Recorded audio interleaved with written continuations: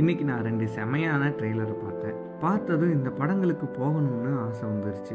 1 ராமின் பறந்து போ. எனக்கு ராம் படங்கள் பிடிக்கும். குறிப்பா பேரன்பு பார்த்ததுக்கு அப்புறமா ரொம்பவும் பிடிச்சிருச்சு. இந்த பறந்து போ படம் பார்க்கணும்னு தோண காரணம் ட்ரெய்லரோட லாஸ்ட்ல வந்த இந்த டைலாக் தான். குழந்தைகளின் முன்பு வெற்றி பெறுவதற்காக போராடுகிற அனைத்து அம்மாக்களுக்கும் அப்பாக்களுக்கும்.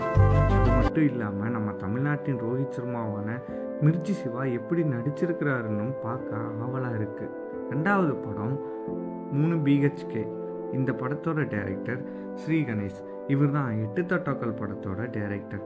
சித்தார்த் சரத்குமார் நடிச்சிருக்க இந்த படம் ஒரு சொந்த வீடு கட்டணுங்கிற கனவை நோக்கி போகிற படம் போல இருக்கு.